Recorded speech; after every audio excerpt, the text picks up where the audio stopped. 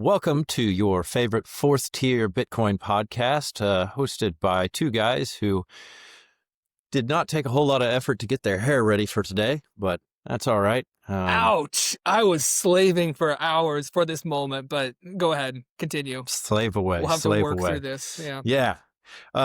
Today we're going to take a little bit of a turn. Instead of rolling through some canonical Bitcoin work and perhaps sticking our nose into something academic or highfalutin with large words that need to be described and rescribed and conscribed, we're going to take a little trip down fictional lane.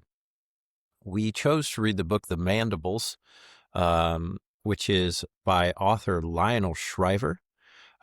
Incredible book, just absolutely incredible. My favorite fiction that I've read well, I take it back. I did read the Foundation series, so I really liked that a year ago. But it's really right up there. To me, this book ranks alongside like Brave New World or Atlas Shrugged, kind of this very prescient, future-looking historical fiction playing out in front of us, I guess. Give a little background on the author, Lionel Shriver.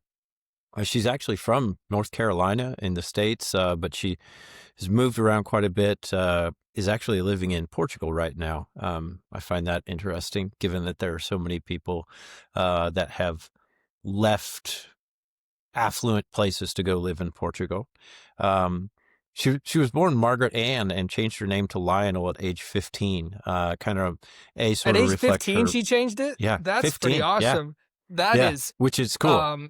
shows a lot of agency, right? I mean, yeah, exactly. A lot. Yeah. And to kind of reflect her tomboyish personality and just kind of reject these traditional feminine expectations, which it's very literary kind of sounding find, too. Like yeah. Lionel Trilling is a famous essayist. When I hear Lionel, I do think you think English and kind of, I don't know, it's very literary. So it's a good move as a 15-year-old. It does sound very English. Yeah, it does. She's the author of another great book called We Need to Talk About Kevin, which was made into a movie starring Tilda Swinton, and some other ones too. But we want to get into talking about The Mandibles, A Family 2029 to 2047. That's the title of this book, The Mandibles, A Family 2029 to 2047. So what this book does is it kind of takes us over a course of years. And it's a tale of money, which is a tale that we're all living right now. The tale of family and the slow motion fall of an empire. Yeah. It's a tale of social classes and race dynamics in kind of late empire United States, right? So it's social, how all of these trends, 2016 is when it's written. And like you said, it begins nominally in 2029. Very prescient, we'll see that she nails some of the things that happened between 2016 and 2026 now, where we're filming this today. Yeah. So to start it off, just imagine a country that prints money like there's no tomorrow, throws it up in the air like confetti for, 80 plus years or more. Until and I just want to say, in case you're going to go into this, spoiler alert, maybe, because I think throughout this podcast, like, we'll probably crush. We're going to talk about the plot. I mean, because this was published in 2016, so if you haven't read it, I mean, maybe listen to but also you're going to want to read it even after we talk about it, I think. So I could listen to it if you want, read it if you want, but either way, there are probably going to be things that you wouldn't know if you hadn't read it, and you're going to know after you listen. So anyways, so just imagine, to set the stage, imagine a country that keeps printing money like there's no tomorrow, throws it up in the air like confetti. One day the music stops. The only thing left is a family arguing over who gets the last cabbage. This is the story of the Mandibles. And it's the story of every empire that ever thought tomorrow would pay for today. This is what we're living through right now. And we're going to see how the author, Lionel Shriver, presents it to us into the future. So we begin with the last normal summer It's in 2029. This is where the book starts. And we get introduced to some characters here. Douglas Mandible, he's the grandfather, the patriarch, I guess, but really not the patriarch. As we'll find out later in the book, there's family money, and that family money didn't come from Douglas Mandible. It came from, I believe, Douglas's grandfather, if I'm right. He was an engineer or something, some sort of diesel contraption, diesel technology. They made diesel engines. Diesel engines. Yeah. So, but at this point, Douglas Mandible he's 97 years old. He's a former literary agent, so, a book dude. And he's just crushing life. He's living in this like super swanky, luxurious retirement home with his demented second wife, Luella, who is kind of like the original gold digger.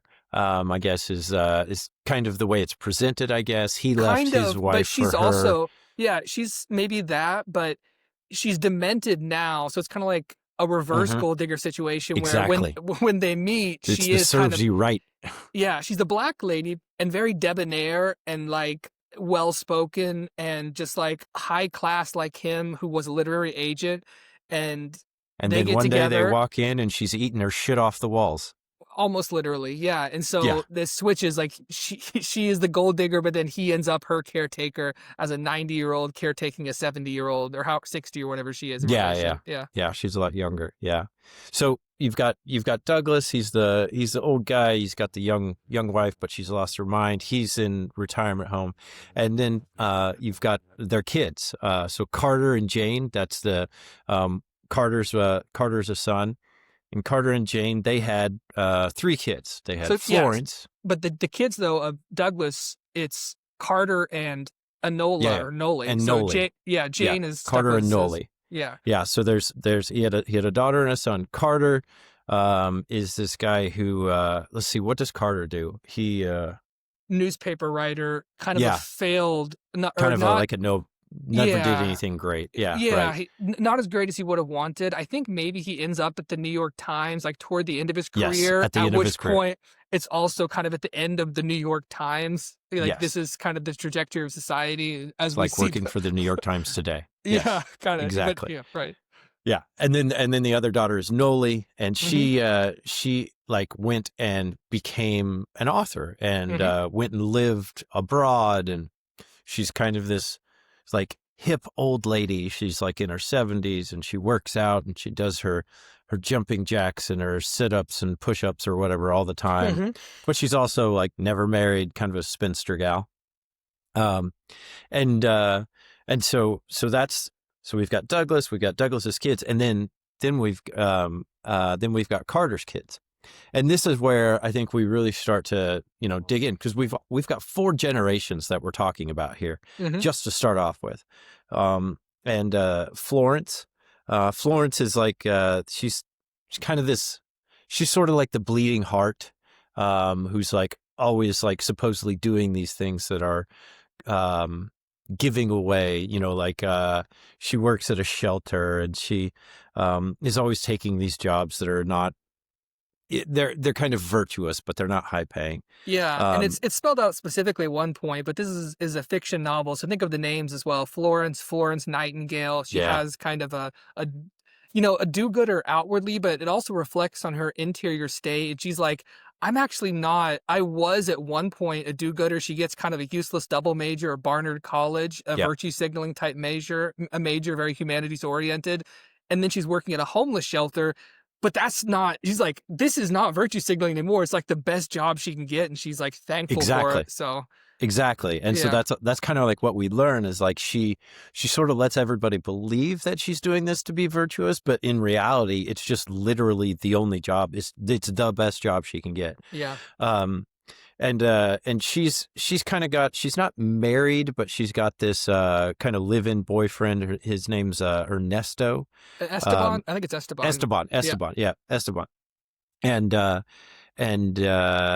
then she's got a son from like from a one-night stand, and the son's name is Willing. and then she owns her own house, and there's this guy that lives down in the basement and pays rent. He's this kind of sad, lonely guy who plays the saxophone, but he's really nice and meek and timid, and his name's Kurt.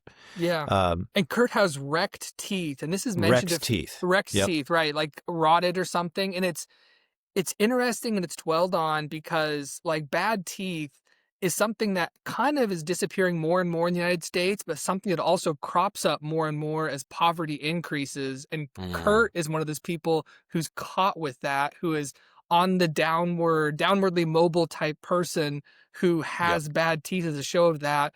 And it's a really sad thing because like Florence, in one of her interior kind of monologue or thoughts, she's like, Kurt is kind of optimistic about finding a gal and stuff, and Florence is like, it's not going to happen. Yeah, because, she's like zero chance with those chompers. Yeah, he's kind of a charity case. So yeah, exactly. And so the three kids, Florence, and then Avery, and Avery is kind of the well-to-do, and she's married to this guy that's a Georgetown like modern monetary theory economist kind of guy, Keynesian, for sure. Who's real self-important and really thinks he knows everything. Lowell, is that right? Is that his name? Yeah. Lowell, yeah. And they've got some kids, and then there's a brother, Jared, and we don't really hear a whole lot about Jared. Uncle like Jared's Jared, like he's living with the parents, and apparently he's never really done much. He's just kind of there. And then so we've got so the grandpa's doing really well. Grandpa Douglas, son, Grandpa Douglas. Yep. And then Carter's not doing so great. Carter and Jane, they're not doing really. Okay. Yeah, but Avery and Lowell, they're living in DC. They're big time. She does Pilates therapy type stuff, and she's just healing the world through motion. Yeah. And then Jared, he's not worth a shit apparently. And but then you got Noli, and she's like living over in France, and she's always got money and stuff like that. So that kind of sets the stage. Here's the characters, I guess.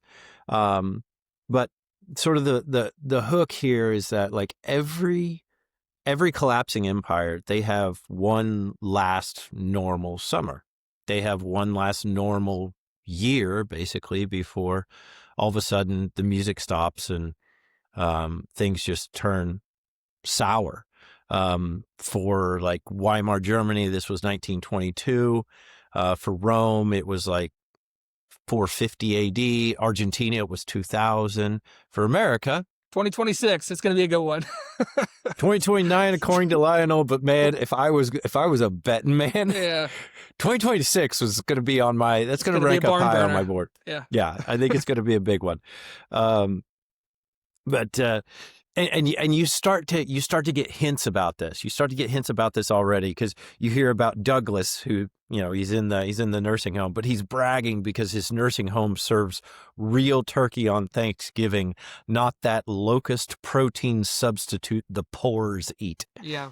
So clearly, we've already moved on to eating bugs and having insect protein because it's much cheaper and stuff. So, and it's already an inverted wealth thing where we see all this wealth at the top and kind of the retiring boomer generation, and that's in the Mandibles too. Like, so you have Douglas at the top, Carter below that, the generation below that is Florence and Avery, and the generation below that, the children of Florence and Avery, Willing, and then Bing, Goog, and Savannah, the children of Avery.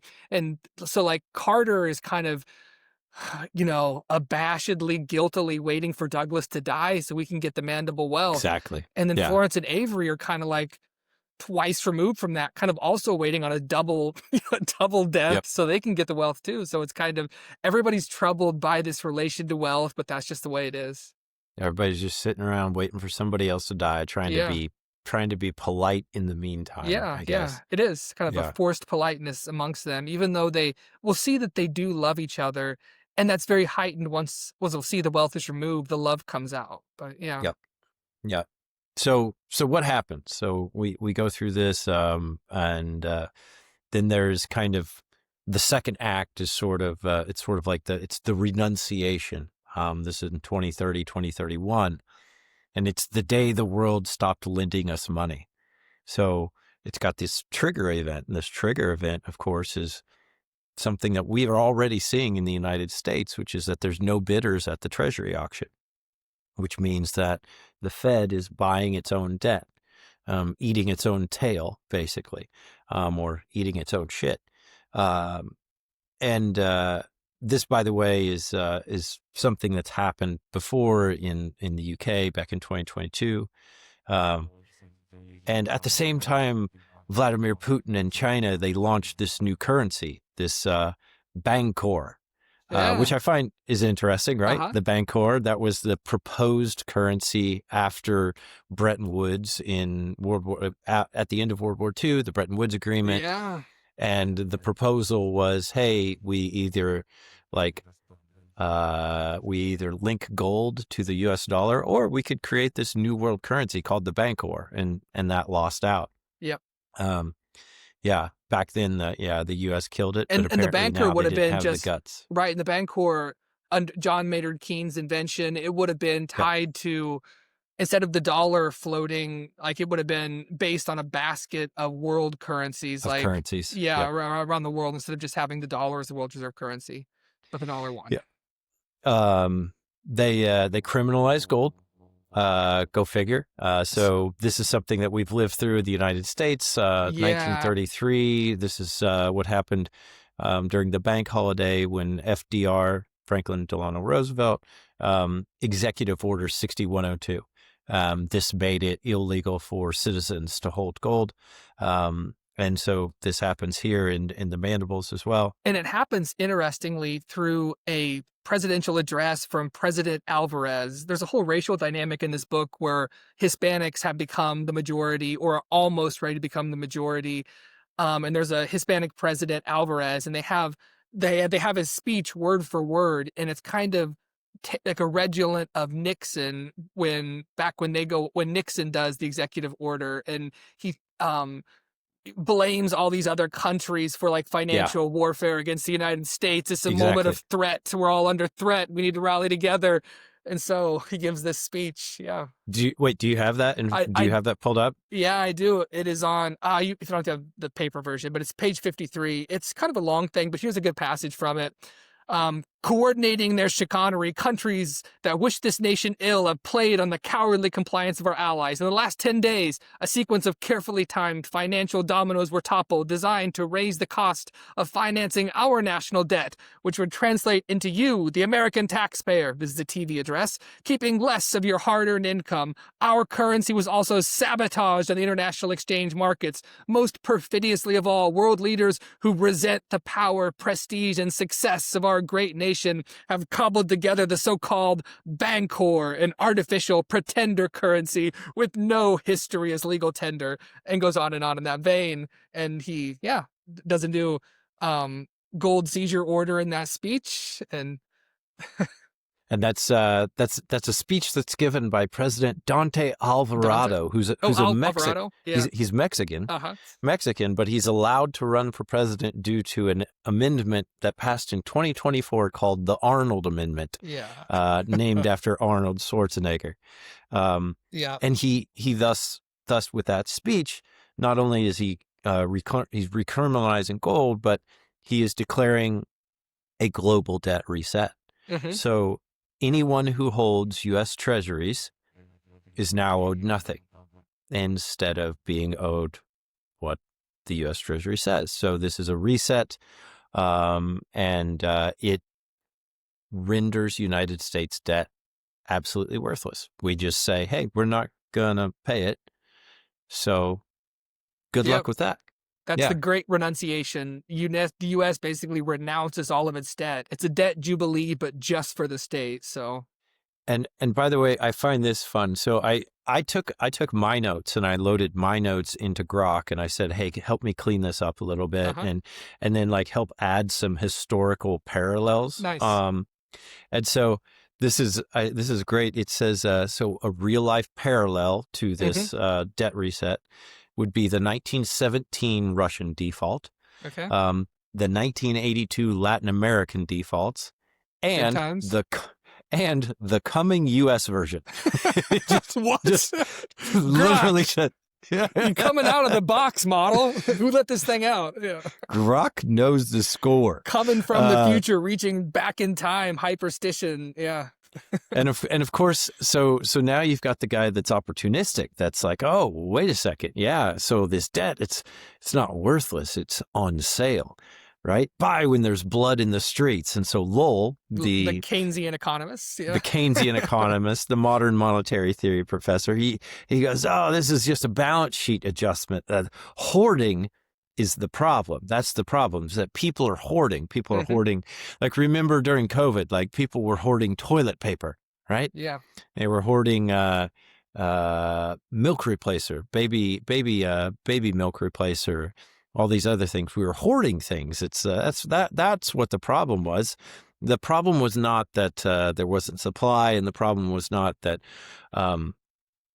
the money was worth nothing. It's that the hoarders had gotten there first, taken everything, and now there's only this tiny amount to be split up by everybody else. And so, yeah, the hoarding. So he goes all in on the stock market at the bottom. Yep. And then, of course, loses even more because the stock market's not coming back. They end up having to sell their home, Avery and Lowell. They sell their home to a Chinese buyer, so the Chinese now are coming over and they're buying they're moving into America. They're buying everything in America because it's way cheaper in America than it is in China. Go figure. They've got a nice slang term for them. They call them plate faces. I hadn't actually heard that one before, but it's funny how... Yeah, they always introduce, like, anytime you read a book like Brave New World or Atlas Shrugged or something, they always seem to introduce some new, like, racial slang or, like, class slang. Yeah. There's a lot of that in here. Yeah, she adds, we'll have some quotes from the book, and we'll run through some of that slang, like shrivs for old people, lats for Latinos, a splug for something kind of bad or worthless, and then later on in the book, treasury, the nappers, or the slumberers, slumbers. Yeah, that's kind of further on. So even going back, later on, treasury becomes the word for bullshit. Worthless bullshit, worth nothing. Yeah. In this speech that we're talking about with Alvarado, there's another part that's really good. So we all, if you listen to this, you may be familiar with the previous executive order where Nixon ordered the gold seizure. But it was gold seizure in the sense of turn over your gold. Nixon ordered gold seizure? No. Oh, Delano Roosevelt, right. Yeah, so 6102. Yeah, and he'll talk about Roosevelt in here. There's a portion I'm going to read. But that gold seizure order was not, it was kind of like just turn over your gold, right? Here's Alvarado talking about it here. This is good. And this is something we may hear, this could be, again, a predict Grok could be telling the truth about the summer of 2026, 27, whatever. Using the powers vested in your president by the International Emergency Economic Powers Act of 1977, a real thing, I'm calling in all gold reserves held in private hands. Gold mining operations within our borders will be required to sell ore exclusively to the United States Treasury. Gold stocks, ETFs, and bullion will likewise be transferred to the Treasury. In contrast to Franklin Delano Roosevelt's gold nationalization of 1933, when FDR made his bold bid to rescue our suffering nation from the Great Depression, there will be no exceptions for jewelers or jewelry. All such patriotic forfeitures will be compensated by weight, albeit at a rate that does not reflect the hysterical inflation of gold stocks. And the lead up to this emergency hoarding will not be tolerated, punitive fines, et cetera, et cetera. And we see later on, they go door to door and ransack houses searching for private gold stores. Yeah, which is something that they didn't do in the 30s. And in fact, when we look back on it, really not a whole lot of people gave up their gold. Yeah. A lot of people just hid it, or they found out that if they had it in like a trust, I guess, that the trust then wasn't subject to the seizure. Nice. Were there things like ETFs back in the 30s? I mean, that's a thing that makes it really easy here, because the Douglas fortune, part of that, he thinks he's doing a good job. He's diversified the Mandible fortune into stocks and like all these different things. And he also has gold ETFs and gold miners, some in cash. So he thinks he's doing good, but the gold ETFs, obviously the easiest thing to confiscate, right? Something to think about as you put your money into Bitcoin ETFs, obviously. Well, yeah, because I mean, you have nothing, You have right? nothing. Yeah, You have a paper you have claim a to, claim. yeah. The first ETF was launched in Canada in 1990. Oh, yeah, So so yeah, definitely not. Or they're not old at all. some equivalent though of DTFs, what I'm talking about. Like, was there some? Did people have paper claims to gold in the 30s? Was there a similar? I suppose they may have been custodied in some sort of banking situation sometimes, but I don't know. I suppose any sort of paper claims to gold.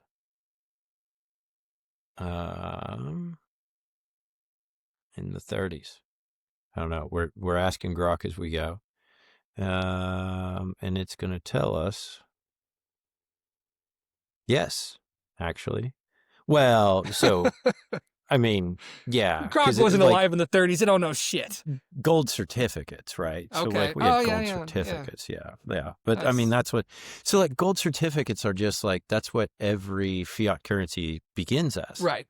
right? Like every fiat currency begins as a claim on the Right. precious metal or whatever that's backing it. Full faith. I was thinking about this last night too. Is like that, like just it's not just what we learned from Lynn Alden that gold was always doomed to be centralized, and fiat certificates issued upon it. It's that any physical commodity is doomed to be centralized. Yeah. Because if it's something that is very small and has very little value, then you can't carry enough of it in order to do business, like seashells or like tobacco.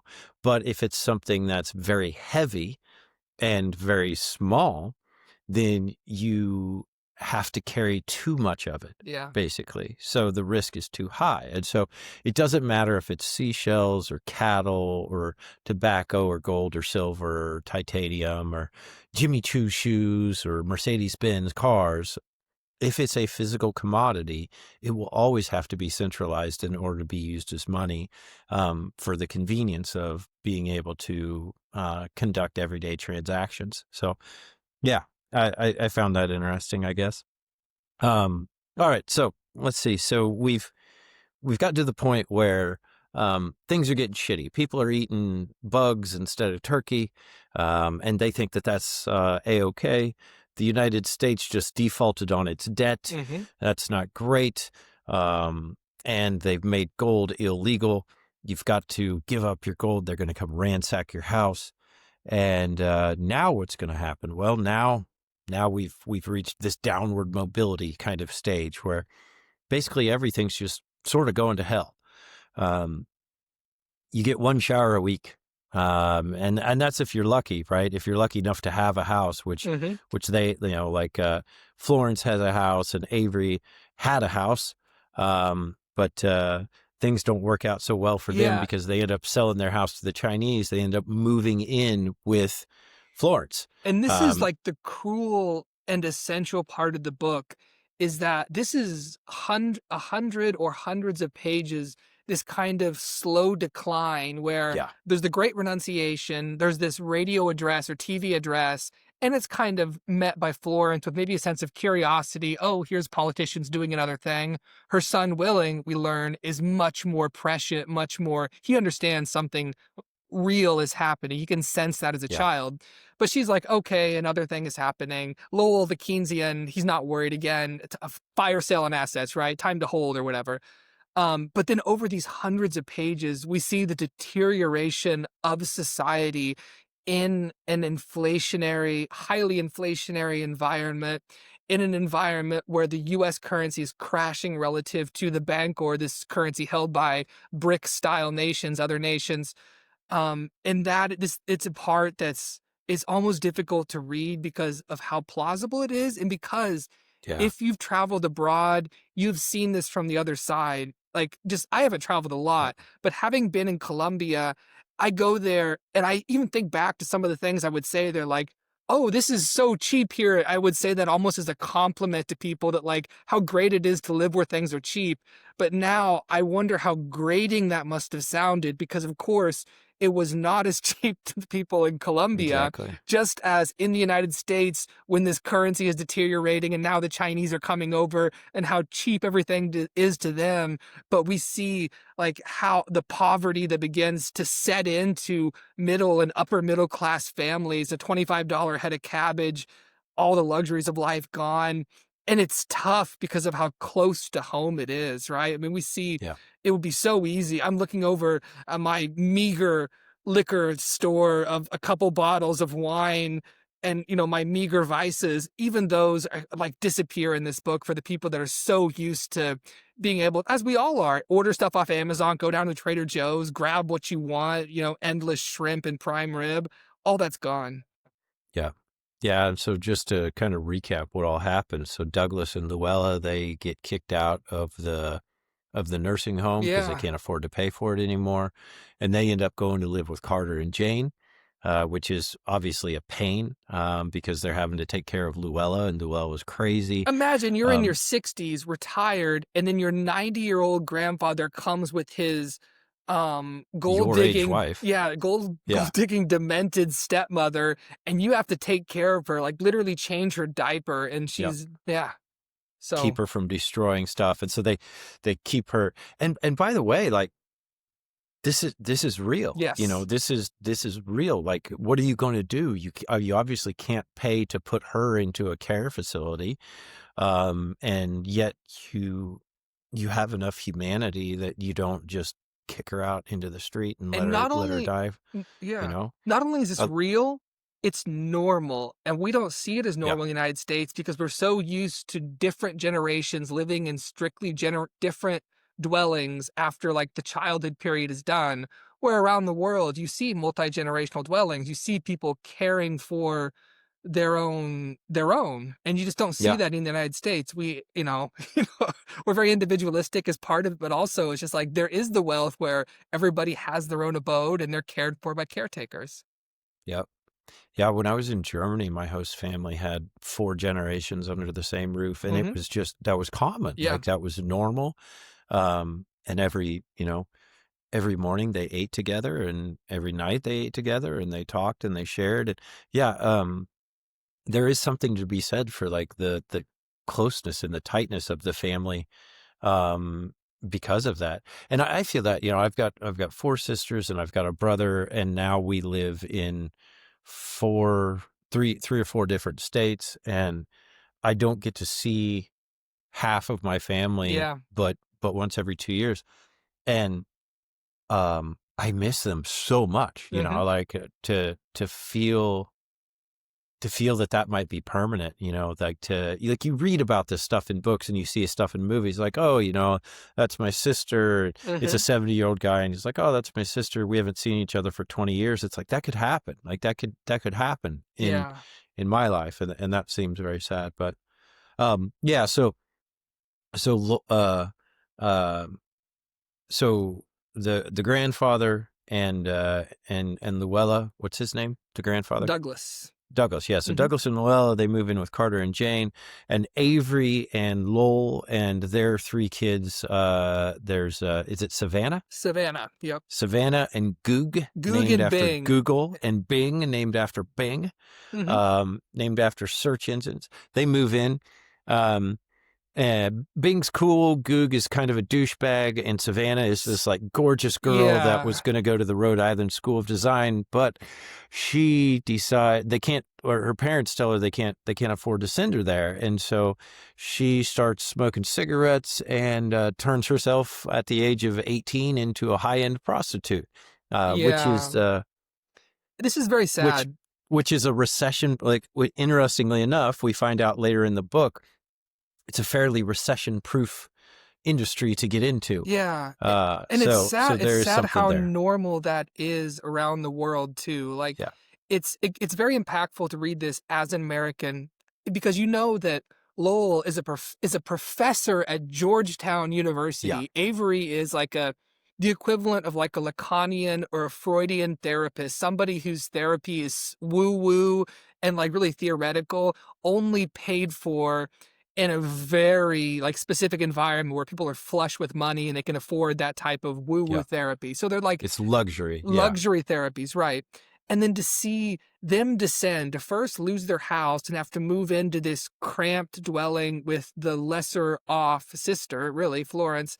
And then to see their children, again, you said, like, as you noticed, Florence is getting ready, or Savannah's getting ready to go to an art school to get some, you know, a useless art degree, as you do when you're of that social milieu, instead forced into prostitution. And again, it's impactful because we can feel what it's like when members of our social classes do that. And yet this is happening around the world. It happens in the United States too, and happens kind of to people in hard times because, as you know, like sex is recession proof. Yeah. Yeah. And it starts to get, at this point is when it really starts to get dark, I guess. Yes. So Willing, he seems like a bit character when we start this book, but then we sort of find out as this progresses, like Willing is going to be the guy that's holding this all together. Yeah, like 15-year-old or so, I think. 15 years old. Yeah. He's that. turning 16. He's not going to school anymore. You know, there's a scene where he's talking with Douglas, and they're talking about money, and they're talking about, you know, Douglas is, and you know, they're talking together about, oh, you know, like money has three purposes. It's a medium of exchange, and it's a store of value, and it's a unit of account, etc. And they're talking about why the money's failed. And Willing's always, he's on his Flex Max Flex, which is like it's like a foldable iPhone, basically, that gives you access to everything. He's always reading and stuff and learning about what's going on in the world, you know, digging around on all these sites. But when he's 16, he's walking around with a sock full of coins, beating up other kids and stealing stuff from them. Yeah. And they have his birthday. He has a cake. His cake is painted cardboard. It's not even real cake. And it's around this time that he announces that they need a gun. And the reason they need a gun is to protect them from people like him. Yeah. So, and you know, he's realizing that it's dog eat dog out there. Yeah. And basically. he is the moral compass in a sense of this book. And when he says it's dog eat dog, it's because the moral compass changes in a state of nature, which they're entering. And he realizes that. And you look, again, this is a work of literary fiction. We look at his name, Willing. I mean, he's like the person who has agency when this is happening. Everybody else is kind of buffeted about by what is happening. And he's the one who understands this is a new climb. We need to adjust to it and act accordingly. And so he does. And it's funny, and it's interesting, or whatever. His last name that he evidently takes from his father is Darkly. So his name is Willing Darkly.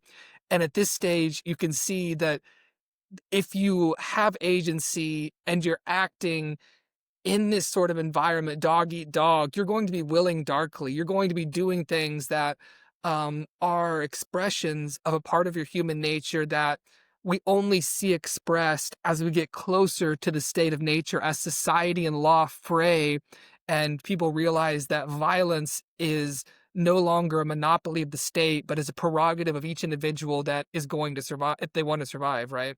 Yep. Yep. And this is where, so we can tie this, here's another kind of historical context this is what I was trying to do, is sort of link this to other instances. So hyperinflation, it's always given us child criminals. It's always given us the youth going out there and engaging in violence and engaging in criminality.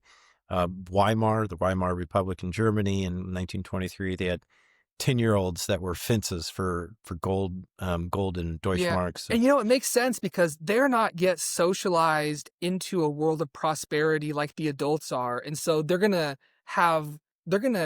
be more ready in a sense. They're native to struggle. Yeah. They're going to adjust more quickly to the new environment and see like, no, I'm going to go out with a sock full of coins and get what I need. Yep. And they just, become very stoic and very matter of fact. There's a scene in here that is, you would think it would be a huge turning point. And I guess in some ways it is, but so Lowell, the modern monetary theorist, the husband of Avery, they're already moved in, they're living under this house because he's not working.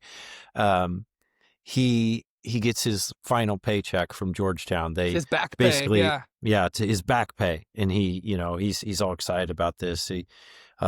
He finally volunteers to go get groceries. He hasn't helped get groceries at all. He hasn't helped do anything really. He is sat in the basement working on his treatise on Keynesian economics. Exactly. Yeah, he's solving the world's problems from a typefwriter, as professors do. Yeah. And so he's got his paycheck. He gets dressed up as he does. He's fashionable. You know, he's got his pink loafers, and he's got his fancy jacket, and he fills up the tank completely on the car, full of gas. Goes to the grocery store. He loads 2 carts full of groceries, gets his favorite wine or whatever. Gets there to the checkout counter and realizes he doesn't have enough money to pay for like anything. 3 months of back pay. It doesn't pay for the groceries. Like 2 loaves of bread or something like. He puts it. He's just too ashamed. He just leaves it, puts it all. Just walks out. And ashamed in the way that a professor is ashamed. He affects indignation and leaves. Yes, exactly. Yes, and then as he's walking, he gets mugged by 2 Wall Street bros with a paring knife. And he ends up walking away. No money, no shoes, no car, nothing. Loses it all. Here's a good quote. They're talking. Avery ends up chiding Lowell a lot because Lowell keeps his head in the clouds, in the Keynesian clouds, thinking everything is still going to be all right. That leads to this moment that we've just recounted here. And Avery says, they're kind of bickering. So here's the question. Are you worried about what's actually happening? Because I think you're more worried about being wrong. And I feel like I see that in a lot of the modern monetary theorists that I see arguing on Twitter. It's like, are they really concerned or think that they're right? Or are they going to cling to their theories, their neat models and whatnot? Because at the end of the day, they just don't want to be wrong. Yeah. They're professors, right? The strongest force in the world is the need to stay consistent with your beliefs. And so changing your beliefs. In Bitcoin, like humility is the first step towards accepting Bitcoin into your life, right? Like that everybody who was not Hal Finning essentially has to have a measure of humility because they weren't on the ground floor.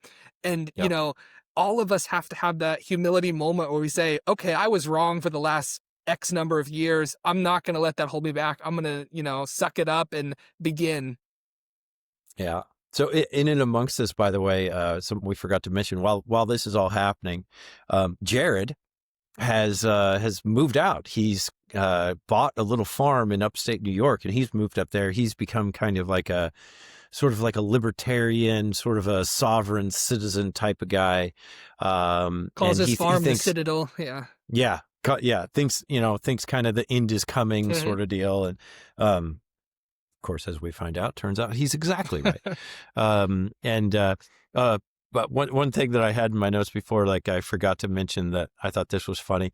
So the Dante Alvarado guy, he becomes president. He becomes president because of this amendment for Arnold Schwarzenegger, which was put in place by one of the justices of the Supreme Court, Judge Judy. So Judge Judy is on this, and this is what we're seeing in the United States, right? This is the rise of the celebrity politician, the rise of the celebrity everything. Politicians become celebrities, celebrities become politicians. You can't tell a difference between the two. And so you end up with, it just seems like the craziest reality TV show that could exist. Let's see. What else do we have? Where are we at on a lot of next? A lot of the interesting parts of this book are Lionel Shriver is a very good writer. So what a really good writer does is not just kind of recount a good tale. They also explore the psychology of their characters, and a lot of this book is rife with the psychology of money, how people see value in relation to their other values, essentially. And how a person experiences inflation from a first person perspective. You can talk about inflation with charts and talk about what it's going to mean in terms of purchasing power, but to see it from like a lived perspective, there's a lot of value in this. And it reminds me like Sal Pineda, when we talked about with him, he's talking about structural violence, right? The way that inflation actually affects real people. That's incredibly important. He does a really good job of talking about this, and Shriver does an excellent job of depicting that violence on from a first person perspective. And people kind of reflect on this. And there's some dialogue here I'll read. Um, so I'll just read the dialogue and we'll extract something from this. Do you feel less valuable as a person because the dollar is less valuable? In a way, I haven't worked it out yet. But what's going on may not only have to do with what we can buy, it may also have to do with how we feel, like smaller. Maybe I feel smaller. You might not realize it, but maybe you feel smaller too. Part of this narrative is about the diminishment of the United States on the world stage. And the dollar is king, right? The dollar is almighty. Yeah. And these people are dealing with that too, the losing not just of purchasing power individually, but the precipitous decline of U.S. power relative to the world's status, right? And people feel that in their bones, right? I mean, we feel the pride. Sal brings this up absolutely. Talks about the shame, right? The shame. Yeah, they feel the shame as on a national level. It's in your DNA to be proud of being an American. There's a bigness and a swagger to it. And as the currency dies, we see how much of that is tied to the strength of the currency and not pride in the nation as such, not pride in the founder's vision, not pride in our national monuments, simply pride in being able to buy whatever we want in relation to other nations. And so when the dollar declines, people feel, as the characters kind of parse it out here, smaller, like diminished. You know, it's interesting to think how we would feel personally when, if I say when, if perhaps this could happen someday, right? Yeah, it does. It makes you, I felt it when I was in Colombia 3 years ago. Because just in the 3 months that I was there, the exchange rate, stiffened up. And so I was getting fewer pesos for my dollar, just after 90 days. And, there is much less reverence and concern for Americans than previously, and much more for Chinese. And so, yeah, it does really put you back, because you're used to walking around being born into being better. Yeah. And not knowing what it's like to be humble from the start, from the jump. Oh, yeah. So it's been tough, right? Yeah, and it's tough, but also there is a readjusting of values. So maybe it's not good to always feel big. And we talked about part of this book is about the effects, the corrupting and perverting effects of intergenerational wealth on future generations when they are not doing as well and are depending on that, but it's not coming. And so what happens when that intergenerational wealth, that inheritance dissipates overnight? The person that you kind of secretly, embarrassedly were hoping would die, your own father, you're kind of like almost wishing that they would die and you feel terrible for it. And all of a sudden the wealth is gone. And so there's a passage that addresses this. Deprived of his mighty financial cudgel, Douglas Mandible was just a very old man with a host of heartbreaking vanities, no influence, and scads of dead friends. Carter felt he could see his father clearly for the first time. There was no colossal edifice to rage against, just a half-broken man who needed his help. Obliviously, Douglas could still be exasperating, and the practical consequences of Pop's insolvency were cataclysmic. But in the main, to his son's astonishment, on every visit here this year, Carter had been flushed with tenderness, sometimes to the point of tears. Cleansed of ulterior motives, he had continued to visit, had he not. Perversely, the divestiture bestowed a gift. He'd woken one morning to discover that he was not a monster. He hadn't even realized that he'd felt like a monster. That's how monstrous he had become. And so there's two sides to this psychology of money, this fiat system we live within. One is a feeling of bigness, maybe because we have that on the world stage, our relative purchasing power. But another is the corruption of our personal relations with other people who have more money than we do.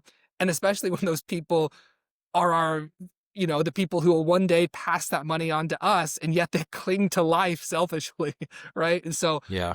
it's interesting. Yeah. There's a shift that occurs around this time again where people start divesting of things that were previously assets are now liabilities. So obviously, a family member like Luella, described as a pissing, shitting, shrieking shell. In my better days, sometime. Oh, yeah. And Carter, Carter is contemplating this. He's thinking, he's like, I've already changed the 1,000+ diapers that I'd planned to, and at least my infant children didn't bite him in the process. But they sell their car, so they have a Beetle, Beetl, which is an electric car, electric Beetle. Yeah. And they decided, like, who needs a car? Because you can never go anywhere, but B, it's a liability because the cops don't investigate crime, but they do write parking tickets because they're trying to get revenue. And boy, is this not something that I see like in the United States? Like investigating crime is not really the purview of the police anymore, until it gets up to like a certain extent, like a murder. But man, are they hot when they comes to like writing infractions and citations and taking advantage of civil forfeiture. Stuff like that, being able to seize assets from the public, and say, oh, now you have to prove to us that this is yours, this cash that's yours. You shouldn't have this much cash. If you have this much cash, you must be a drug dealer. Yeah. And you have to prove to us that you're not a drug dealer. This would be, I think, the opposite of innocent until proven guilty. It's guilty until proven innocent, I believe, is kind of the way that civil forfeiture works. So it's a civil process. So essentially, the burden is different, and it's different. Unfortunate. Okay, so let's see. Now what do we got here? Here's another. This is a book on. Go for it. This is a book that incisively discusses class. And if you're an author, an American author, and you're writing a social novel, you're going to want to talk about class. And this book does it very well. And it's good because it turns the mirror on class, on our current society by talking about it, 5-10 years from now. So we see the extrapolation of certain trends and what they maybe will signify and mean. And one of the things is that the boomers, the older people, they refuse to accept the nobility of aging. And instead they dress like children. Carter and Jane, who are the parents of Florence and Avery and the grandparents of Willing, Goog, Bing, and Savannah, they insist on being called by their first name to their grandchildren. And the grandchildren, Willing, like, he kind of reflects that he has like this, he respects them less for that. And here's a passage. Grand Mimi, so this was Douglas's first wife, Grand Mimi wore silk brocade, stockings, and tasteful pumps for trips to the post office. But the following generation dressed badly, first as a political statement, later out of indolence, and latterly from delusion. Boomers considered old age one more conspiracy to expose, like the Pentagon Papers. Yeah. You see that as well, don't you? We do. I mean, today's 60-year-old is, kind of dresses like yesterday's 30-year-old, I suppose. And they dress like they're always we dress like we're always going to the sporting event or like we're going to sleep. We got pajamas on or like sports paraphernalia. You don't see many dapper gents and ladies, right? Going to the store that way. That's not, if they're doing that, somebody died or somebody's getting married. Yeah. Yeah. I don't know. Do you think that is something that is, due to economic downturn, or do you think that it is no, just like a move towards it's Star Trek and we're all going to wear the same jumpsuit? It's a refusal to die. It's a refusal to accept mortality. It's a refusal to accept aging, which is something that happens as religious sentiment declines and people cling to this life. And I'm not saying this so that I'm better than that. I'm obviously not. I'm dressed like shit and my hair's shit, according to you. So I have no presentation. But it is, you look at old photographs and you see like old black and white photographs of the poorest of the poor dock workers, where people go in the streets of some like town with dirt roads. Everybody's dressed to the nines, it seems like, with jackets and stuff like that. And you see a photo now with people walking around in t-shirts and all, with logos and stuff like that. And I feel like there's just less dignity on display, and it cheapens human interaction, and it cheapens other people's estimation of others. And I don't think it's actually an indication of increasing wealth again, because increasing wealth leads to maybe a wanting to live forever, which leads to a refusal to age and accept the trappings of aging with dignity. Yeah, materialism, which, by the way, I heard something really fascinating yesterday, which was a theory from a neuroscientist that our decrease in exposure to sunlight as a result of having more creature comforts, air conditioning, and inside lighting and all this other stuff, that you can actually plot that side by side with an increase in materialism. Yeah. In that, like if you go outside, you just feel good. Like you just feel good being in sunlight, and you don't need as much. And then if you're out of sunlight, if you're inside the house and you're constantly being bombarded by blue light, then you need something. You need like snack food, or you need like television, or you need whatever, but you need something to fulfill you that otherwise you would have been satiated by just being outside. And so, yeah, that's right.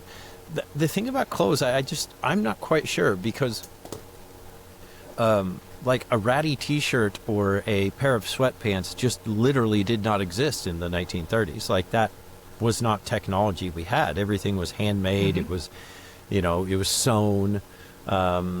It was not, not machine stitched. Or if it was hand stitched, and so, all your shoes were handmade. Everything basically was handmade. And so, that was the low end, right? The low end of clothing is what we would call the high end today.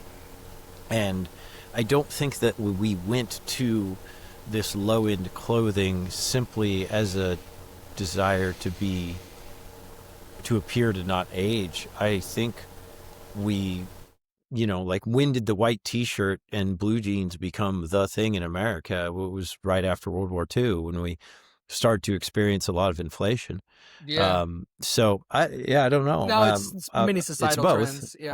Always. Yeah. It's always both. So the creation of the consumer citizen who needs to express themselves through their clothing, it becomes your identity. And so the logos that you wear, what you represent, becomes a very important thing.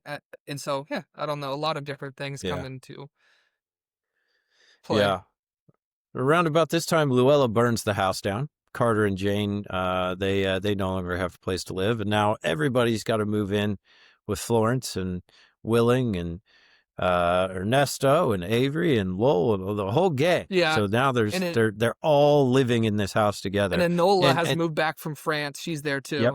Yeah. The aunt. And so the entire family has now collapsed into this house, this black hole that's drawing them together. Douglas remarks, by the way, in the fire, he remarks that, you didn't have to save Luella, that you could have just let her burn. This will be a recurring theme, which will come to a point. Yes. Yeah. Yes. But this is also relevant, this entire loss of the possessions of Carter, Jane, Douglas, and I guess Luella too, or whatever. Yeah, so we've lost everything, right? Yeah. Like we now have nothing. Like the family fortune is gone. Yeah. Carter and Jane, the only thing that they're able to save is the silver service, the silver like knives and spoons and stuff. And then Avery and Douglas, they have Yeah, nothing. Avery and Or Lowell, sorry, yeah. Avery and Lowell. Because when Yeah. they leave under foreclosure, they sign over the contents of their house as part of the deal. And there's a Yep. passage here where she reflects, um, so they've lost a lot of possessions, a lot of material things. We were just talking about this, like material possessions, what that means. Um, Yet once she accepted the inevitability of near total divestiture, Avery felt surprisingly powerful, not only lighter and less encumbered, but strong, as if she were flinging desks and bed frames off her shoulders like an adrenalized survivor of an earthquake. She was moved to consider the dual meaning of the word possession, an object of which you take custody, but also a wraith taking custody of you. Had she ever owned those mango wood side tables, or had they laid claim to her? Yeah. I thought about this when I quit my job and I moved out of my house and sold my house and I gave away a lot of my stuff. I'd come to the conclusion that anything that you own also owns you. And it's only by being a master of that thing that you own it. Like Yep. even, playing a guitar, like if you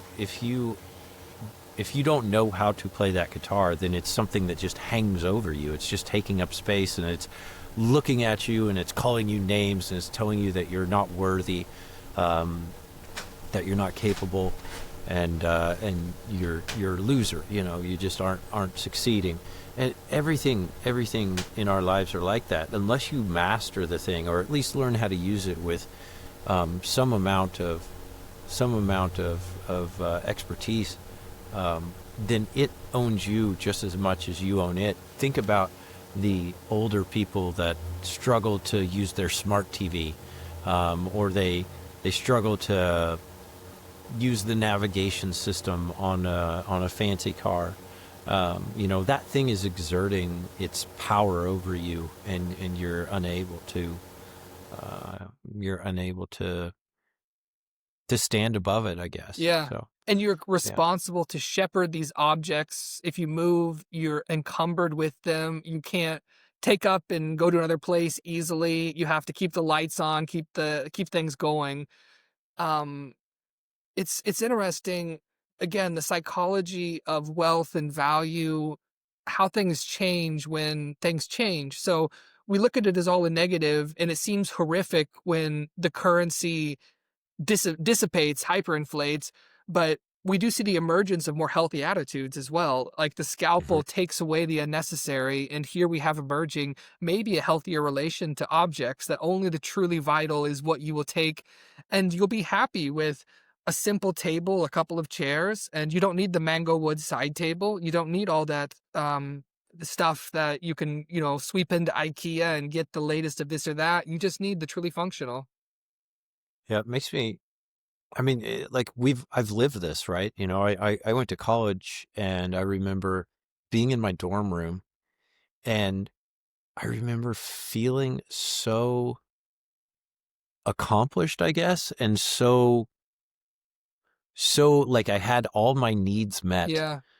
because I got a screwdriver and some screws and I screwed some empty soup cans to my loft, to the 2x4s, so that I could have a place to put a drink and I could have a place to put my, my pencils or whatever. Like everything was taken care of.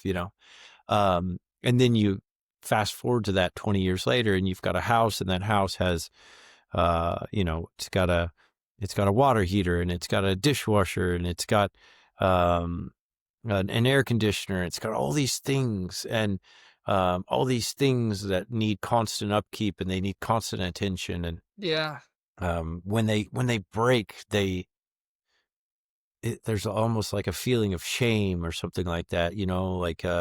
Like that I'm now without, Yeah. that I have less. But when you start from nothing, or you get used to nothing, um, then you find that beautiful simplicity Yeah. in not having. No, this is the Friends virus, the TV show Friends, where Hmm. the expectation is that you should effortlessly own a large apartment in Manhattan with no discernible source of income, that you should have this sort of lifestyle is like baseline. Like this is just what you're Yeah. expected to have. And people are like, oh shit, I need to have that because the TV says this is the baseline. And so you go out and everybody strives to meet that baseline, which is, of course, incredibly unreal that people live as we live. And yet, if you don't live like that, you're going to have like the dying fire alarm chirp in the back of your mind always that something is wrong. Even if you tell yourself that you like to live simpler, there's always that chirp because there's always that sensation of being judged by others, or that you're not doing it right because you don't have the appurtenances, the what is the new chic thing? There's that type of the style of furniture that everybody's after. What do they call something modern? Oh goodness. Everybody wants these types. There's different styles that are always come into fashion and out of fashion. If you don't have the current fashion, then you feel inadequate. And that's, part of living in a consumerist society driven by the Keynesian need to stimulate the economy is we have to buy, replace, and constantly maintain that friends level baseline of effortless wealth. Yeah. I don't even know what to reflect on now. I'm just sitting here thinking about,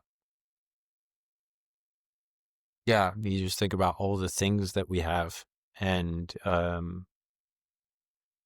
what little they give to us in return. Yeah. Especially coming out of this season, right? Of coming out of the Christmas season that's become so materialistic and so focused on, although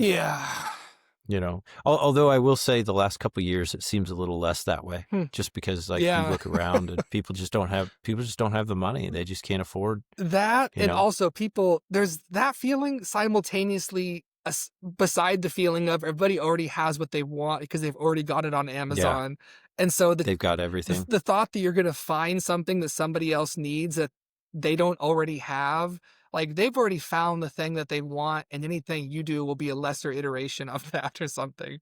So shopping is difficult. Yeah. So stuff starts to get wild here. So the house burns down. Carter and Jane and Douglas and Luella, they move in. They don't get any insurance money for the house because, of course, the insurance company has gone bankrupt. And it's around this time that all the paper claims that people have, all the wealth we think we have, all the securities, all the ways people have prudently tried to protect themselves with diversification and insurance, all those paper claims mean nothing in this environment. Yep, absolutely nothing. And it's been proven time and again in the real world, and we're seeing it in this book here. It's about this time that the neighbors show up and they've got a sick kid. They're asking for some help, and they let him in only to find out that they're there to point a gun at him and take everything they have. And they give him 10 minutes or 15 minutes to get out of there. Willing asks if he can take his bike, and the child, their kid says, no, I want his bike. Well, it turns out this is one of the kids that Willing has robbed with his sock of coins. Yeah. But Noli, she, interestingly enough, she refuses to give up. So the winter before, they burnt all her books. She's this author, and they had all these books that she never sold. And they burnt her books for firewood the year before, but she refuses to give up her unpublished manuscripts. Yes. Which, of course, nobody wants, nobody cares. The foul matter is what it's called. Surely she will sell them to some university archive in the future, right? Yeah. And you're starting to maybe suspect something about Noli. She's never really freaked out about money, and she's never really, she's published like a few novels, and yet she's independently wealthy mysteriously.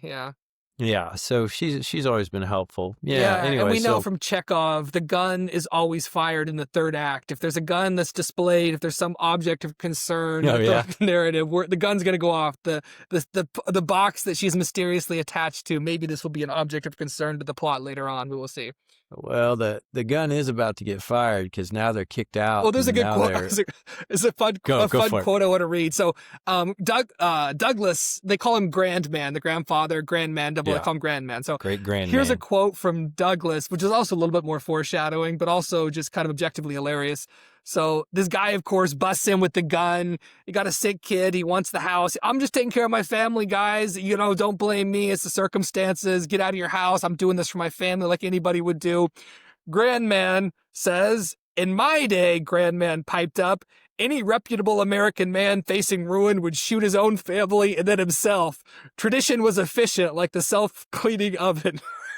Just, I mean, like, what a thing that an older person would say. Just, But why don't you shoot your own family? Come on, have some sense of honor here. I mean, that's what we would do in my day. Where's your samurai ethic?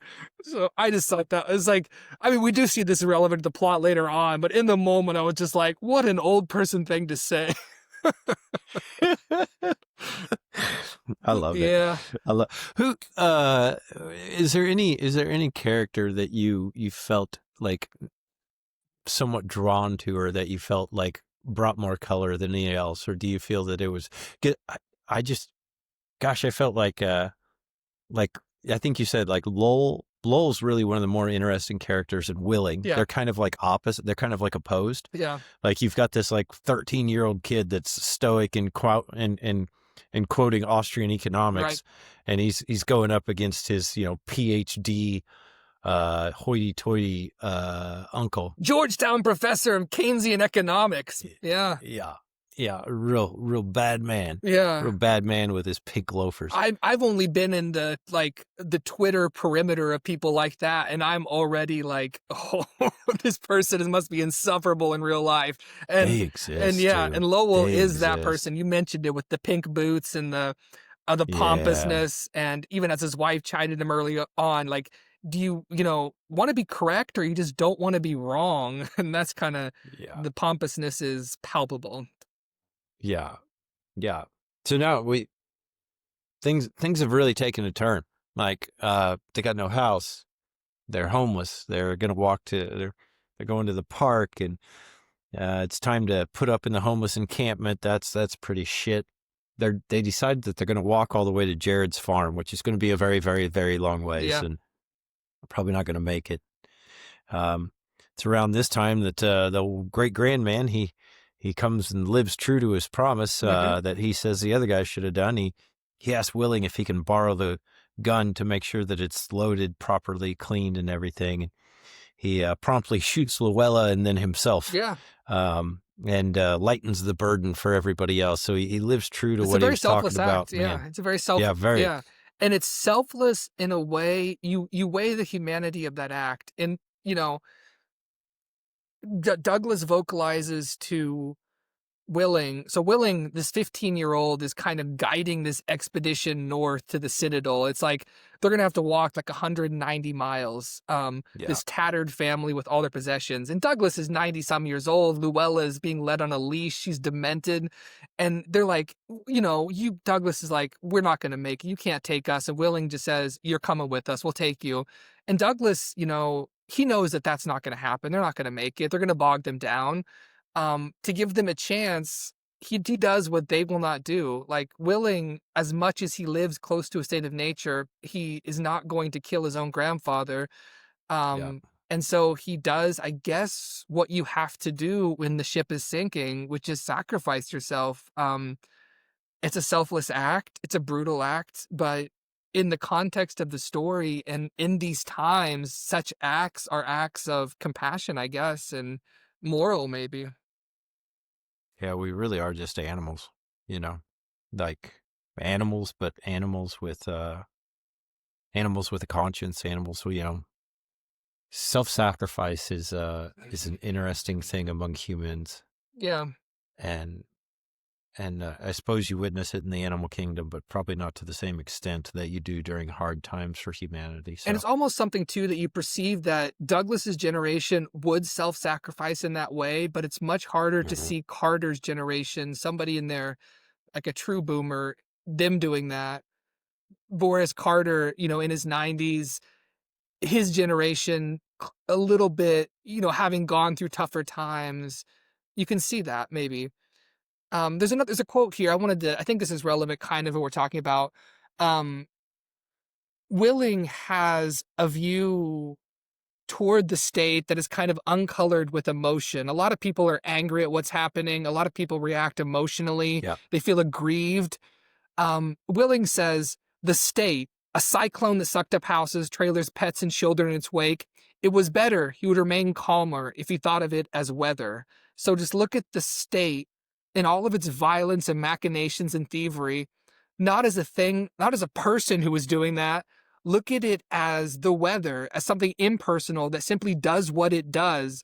That's maybe a much healthier way to see the state. People become so aggrieved, so angry, but it's like, no, that's what the state does. Be honest, just nakedly observe it, and then you'll be much more able to react and predict it once you see it as the weather, as something that simply is. It is like human nature. It is nature, the state. It happens in accordance with the predicts of how humans behave when they have power. Willing he just adopts this stoic approach. He even says, when the neighbors come, he says it's a good thing, right? Because it's, like, at least they were nice about it. They let him leave. Obviously, it was time to get out of the neighborhood, because he talks about complexity theory, and complexity theory that complex systems work until they don't, and when they don't, then they fail catastrophically. The straw that breaks the camel's back. Yeah, exactly. Yeah. So everything is fine until it's not, and when it's not, then it is not in a way that can never be fixed. Yeah. So yeah, cataclysmic. Tears it all down. Yeah. So they move on. They go to the farm. They're there for a while, and then we advance quite a bit in time, right? We move forward quite a bit, and let's see. Let me see if I get this right. So Carter and Jane, I'm not quite sure what they're doing. Are they alive still? They remain alive, yes. Yeah, they remain alive. And Avery and Lowell. I think what's important at this stage is that now Willing at some point leaves the Citadel, the farm. All the people are there working. Yep. Willing decides after a point he respects Uncle Jared's project there, but it's kind of Uncle Jared's project, and Uncle Jared has a temper, and Willing decides to go back and reclaim the family house. And so he does, and he ends up there with a girlfriend named FIFA, and he accepts, this is kind of the plot development at this point, he accepts being chipped. So what chipped is at some point, this is like the CBDC directly in your skull. People have a chip implanted so that like money can be instantly debited when you go to do transactions. And it can also be, if you save money too long, they can impose a penalty on you. So you need to spend your money. And if you don't, they just deduct it from your account. Everybody has one account that's tied to their DNA and planted their skull to their spinal cord.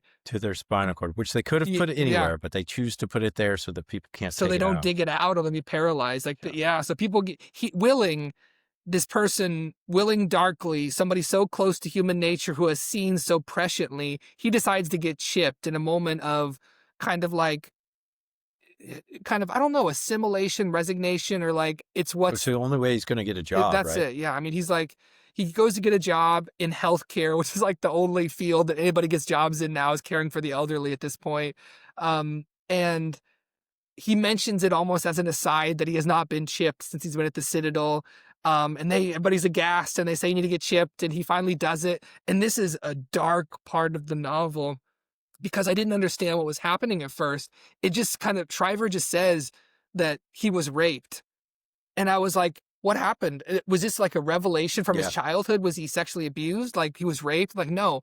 She goes on to describe it that having the implant, being chipped, was a rape.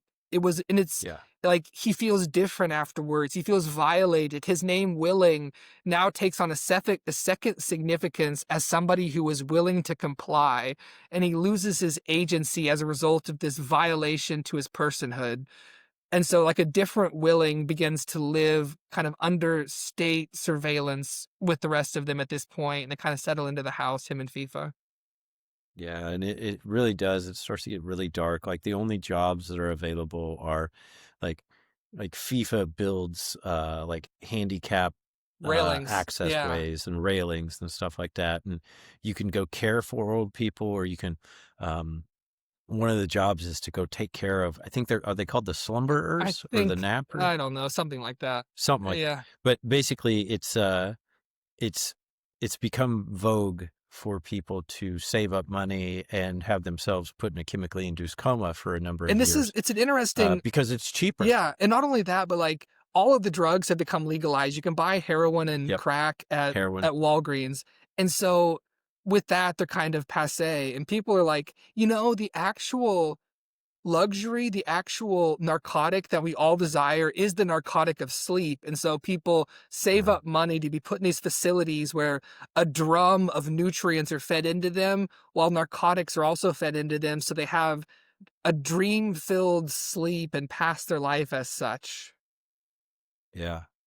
And for that to be an option, like I said, this is where the book gets kind of like gut-wrenching. It's like, oh God, Savannah is still a prostitute, and you know that she's a really good one because there's robot prostitutes now. Yeah. And she's one of the few humans that's good enough to maintain her job. And she even has a degree in it now. Yeah. She's gotten a certificate in. By the way, this is a joke I heard one time, is that I guess there is like an actual school of prostitution somewhere in Europe. Okay. And the joke was just the question, like, as a father, what do you want to hear from your daughter that's going to that school? Would you rather hear that she flunked out or that she's on the honor roll? Yeah. And that's kind of what happens here is, like you mentioned, she gets a certification, goes to a school, it's formalized, it's regularized. Prostitution is part of the economy because it's just so prevalent, I guess. And this becomes a normal thing that people are like, might as well regulate it, might as well teach people how to do it better. And it's kind of sadly, strangely, we see that now, right, with OnlyFans. I mean, we see the regularization of a type of prostitution and incorporation into the economy. Yep. And extremely legitimized. By the way, apparently I don't know, I shouldn't say this without a rare moment of restraint. Yeah. I shouldn't say this. That's not like you, Lucas. You're consulting the oracle there, Grok. Should I say this, Grok? Will I be fired from my podcast if I say this? Will I be unemployed from podcasting? Right. I think I'm just gonna pass on what I was gonna say. A wise decision. Yeah, probably wise. Yeah. Certainly wise. Anyway, so they get together for a party. They get together. Gathering, a loose gathering, yeah. FIFA and Savannah and the cousins. Noli, the cousins plus Noli. The aging aunt, yeah. Goog, by the way, is now working for the government. He's is he working for the IRS? The IRS renamed as the Bureau of Social Contribution, and they're kind of colloquially referred to as scabs. Yeah, the scabs. Yeah. Anyways, Yeah. Well, okay. I mean, I am going to not say what I was going to say. I really want to say it. I still lurking back there. Really want to say it. Yeah. Anyways, and so then the discussion kind of turns to like there apparently is it New Mexico? It is Nevada. Nevada. Yeah. It's Nevada. That is like the United States of Nevada. Like Nevada has become its own like free, separate country. Mm-hmm. And there's all these rumors about it, like if you go there that like your chip will blow your head off, or that sniper's going to get you when you cross the border. Yeah. And yet they finally decide finally decide it's worth it. So Willing yeah, says, I'm gonna take a run for it. Him and Noli are not like, we're only gonna that, do Lucas, this. I got to read this because Yeah. this is Oh, one of the please do. best parts of the book. I think this chapter is just like utter perfection as far as the grotesqueness of this social novel, what it achieves. I want to read the title of this chapter. Okay, chapter 3 of part whatever 2 or 8 or who knows. The chapter is Return of the Somethingness, shooting somebody, going somewhere else, or both. And the idea is that the only way things change for anybody, the only excitement that there is if you shoot somebody or you go somewhere. Him and Willing and Noli kind of have this discussion. And what happens is Willing, by habit, he carries the gun around still that he had from back in the day, although it's illegal. He's working at a healthcare facility. It turns out there's a spate of mass shootings in these healthcare facilities, like the oppressed younger Zoomer generation caring for the elderly while the elderly just, squanders all the wealth. Some of them just snap and go shoot a bunch of geriatrics, Shrivs as they're called, in these care facilities. So that happens where Willing is working. One of the workers snaps, shoots like 100 people, and then finally Willing, aiming from a utility closet, takes him out and then flees the premises, right? And then he gets back, tells Noli what he's done. And the thing is, remember, Willing has been raped. Willing has been chipped. Willing has lost his agency. Suddenly, he's flush with agency. He's excited again because he shot somebody. It's an incredibly American phenomena. We should all try it. That's almost the implication. It's like, but it's the implication of, do you want to live forever or do you want to die with glory? Something like that. They've reached a point where everybody's terrified. Everybody has a chip in their brain that's tracking their every transaction, and they only permit that because they fear that something worse will happen. But once you lose the fear that something worse is going to happen and you just fucking pull the trigger, right? Which is the point that Willing gets to, although as a hero, kind of nominally, then he feels something again. He feels alive. It kind of reminds me of something Adam Semeka mentioned in our conversation where he's talking about like the Second Amendment is the most important amendment, the right to have firearms.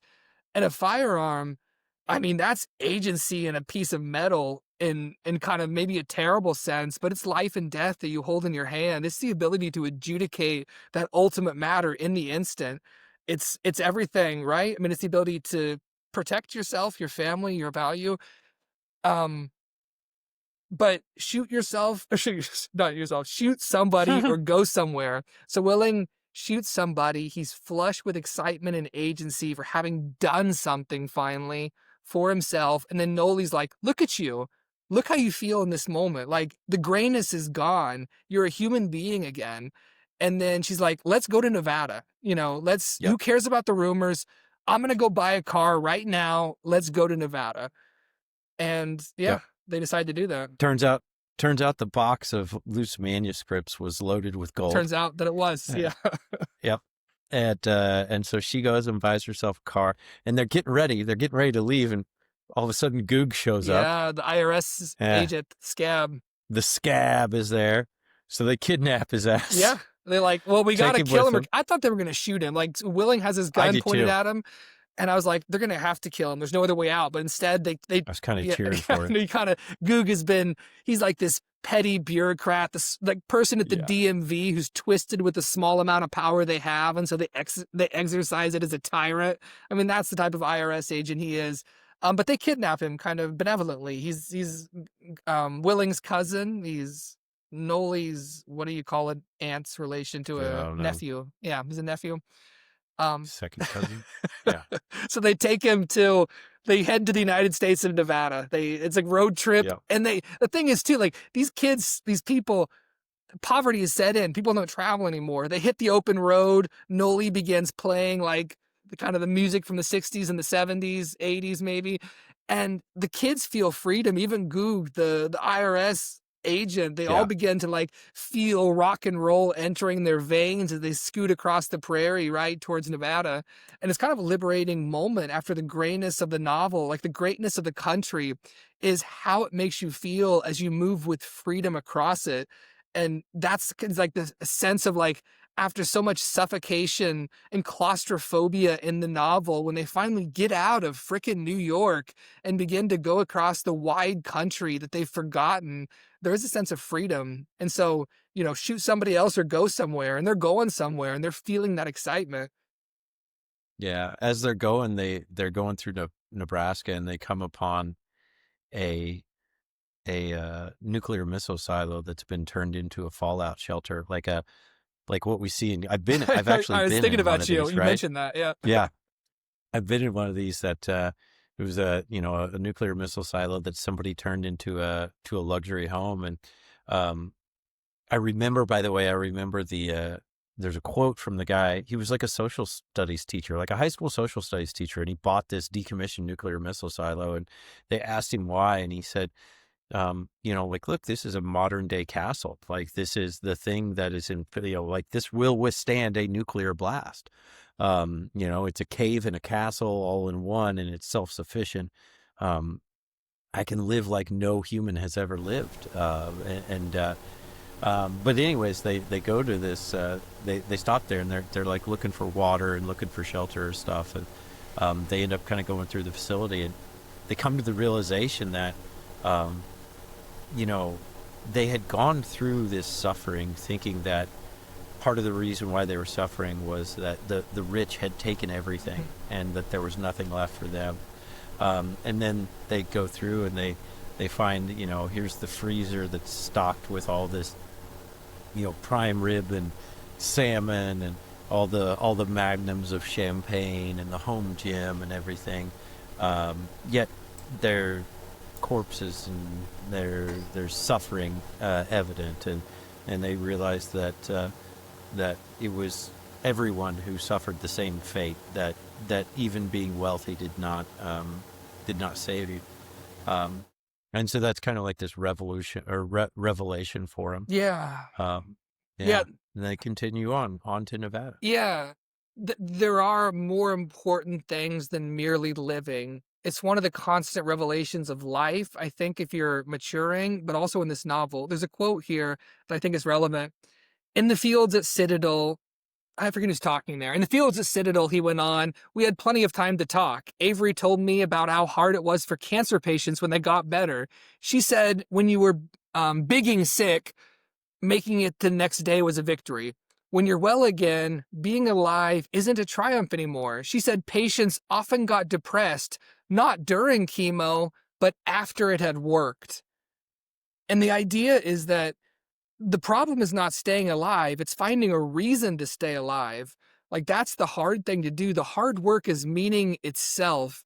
And we obfuscate that problem by trying to stay alive, by confusing ourselves with so many creature comforts. But those aren't the solution, because the problem is not like staying alive as long as you can. It's like, why am I staying alive? What even is the purpose? And what is a purpose so great that I would cease to want to stay alive if I had to sacrifice that purpose? And that's kind of what they're realizing as they fly across the countryside too. Yeah. Yeah, I don't know. I'm just like reading through my notes and thinking about, like, it's just taking me back to reading it and feeling this. Yes, there's like this excitement of adventure, and then there's also kind of the sadness of what they're leaving behind.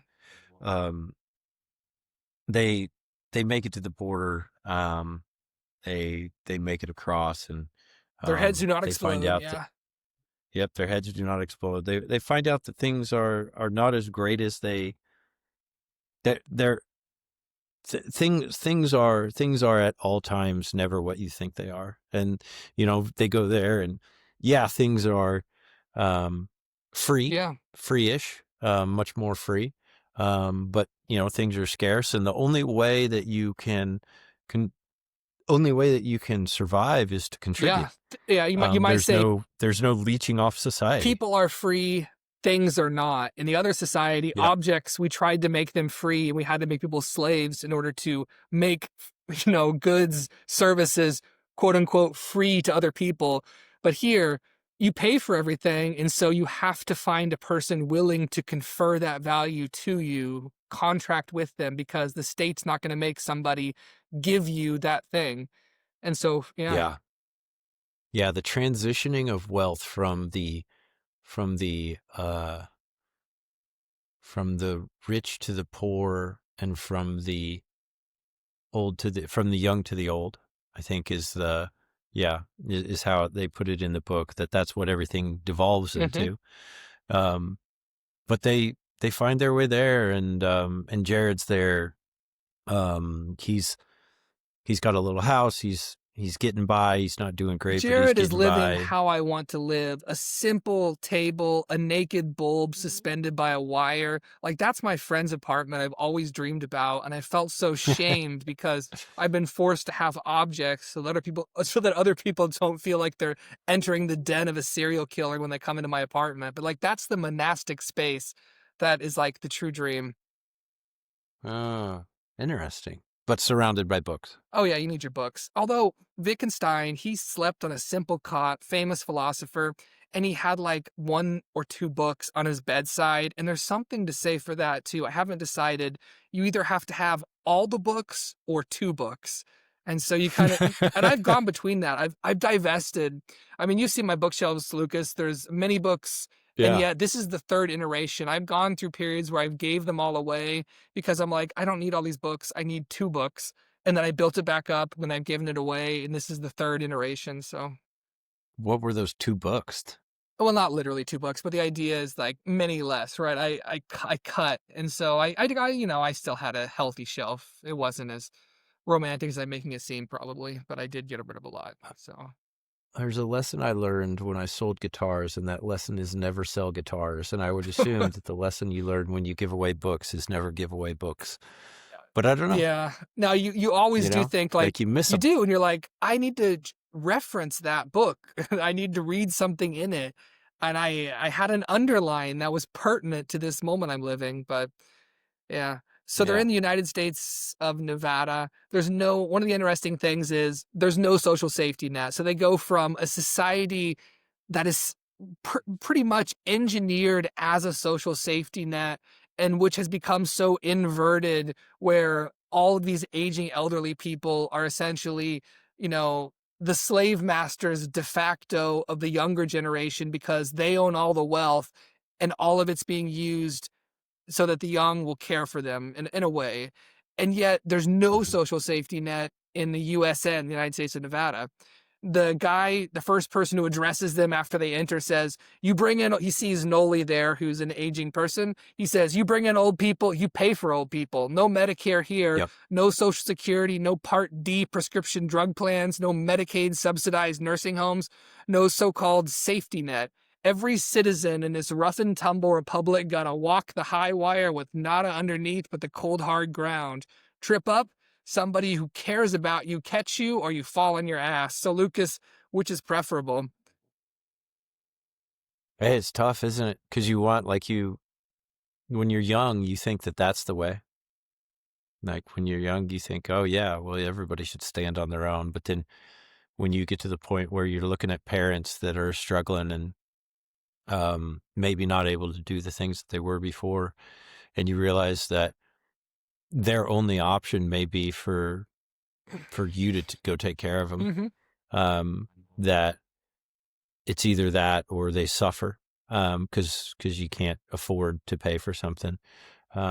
And at that point, you do kind of wish for some sort of social safety net that comes in. Because we don't want to be the social safety net. We're so you don't want to we're do so it. greedy and selfish, and we don't live that way anymore. It's not American to care for your parents. It's not American to take them into your house. You put them in the nursing home with the robots and the foreign hired help who will work for low wages, and let them live that way. Let the dead bury themselves or something like that.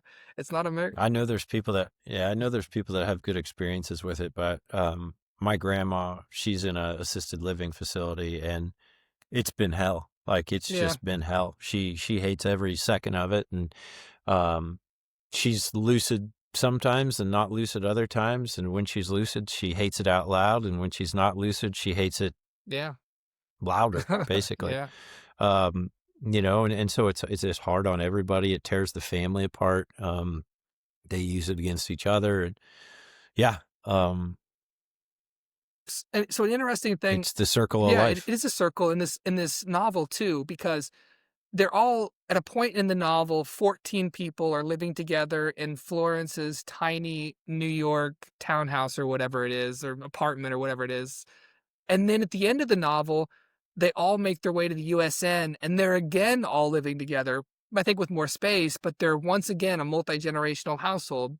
And so I think one of the implicit themes is, the inhuman thing is to delegate your responsibilities to care for the next generation to the state instead of taking on your moral responsibility to either, like Douglas did, take matters into your own hand, or like the children did, to insist that you care for them, that they're not a burden, and take them in. And there's like there's a serious moral weight. I mean, it's easy to talk about this. It's a very difficult thing to do, to care for aging parents, right?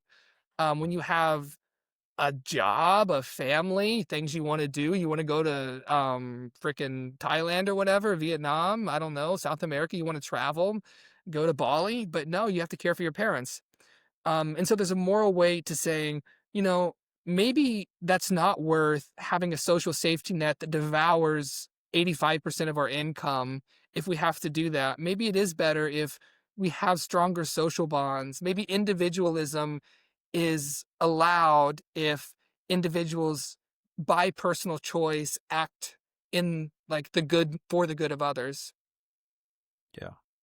And I think this, one thing you could say is, oh, maybe we wouldn't have to give 85% of everything if there wasn't so much corruption. But the problem is we don't really know how to get rid of the Yeah. corruption. We just know how to let somebody else Man, be and the thing is, trusted. policing the corruption leads to more surveillance. That's the thing.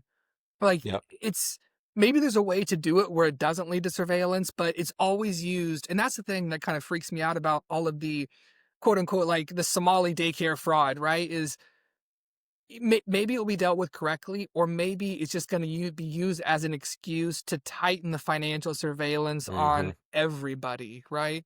And that's why, I mean, I don't know. The fraud is often a justification for more documentation, more paperwork, more Yeah. red tape, and the burden oftentimes doesn't fall on those who aren't going to do it anyways.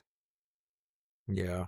$35 million they gave to political contribution, but political campaign to they gave more this the Somali daycare centers in Minnesota gave more money to political campaigns than any of the Mag 7 companies did.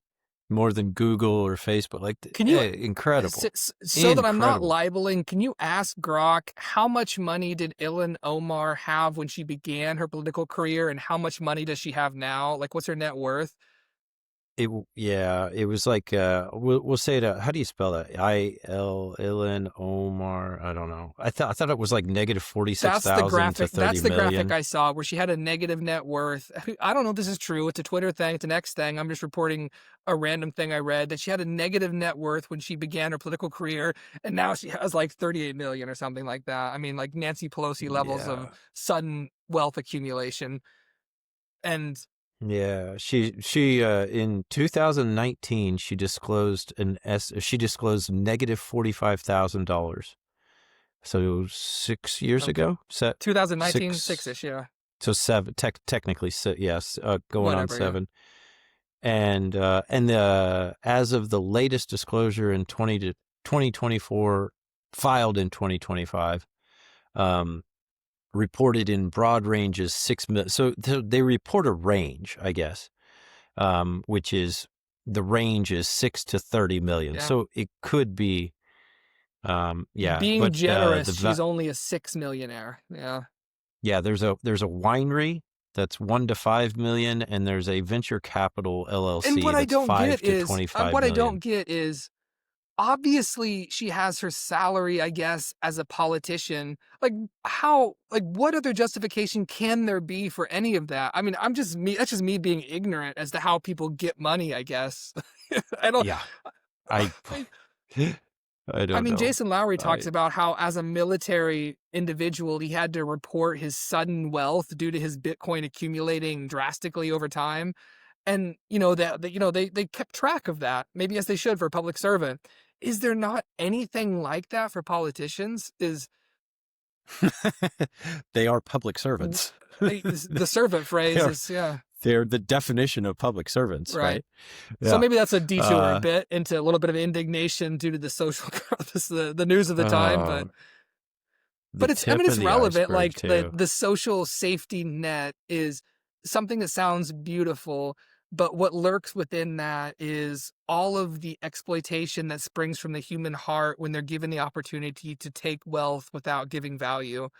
And that's just endless and immense. Even Nick Shirley, the guy who valiantly exposes all the wealth, did he not issue a meme coin? That's what I'm hearing. Like everybody, really, that's what I heard. So I don't think he did. I think maybe somebody did for him. So I won't say. Yeah, I'm not gonna. I think I'm not sure, but my point is simply that any human being, this is human nature again. This is Willing's idea that let's regard the kind of outgrowths of human nature as nature itself, as weather, as things that simply happen, and let's take account of them. We know that when humans are given any sort of power, any sort of ability to divert value to themselves, they will do that. And so we need to organize society, in accordance. We need to have value that people can hold for themselves, cryptographically secure, through merely having information in their brain cells that nobody else can access. That's what we need. Yeah. I checked. You are actually correct. Nick Shirley did issue a meme coin. And so it's on the Zora platform, which that's I know Bology has one on there and so as well.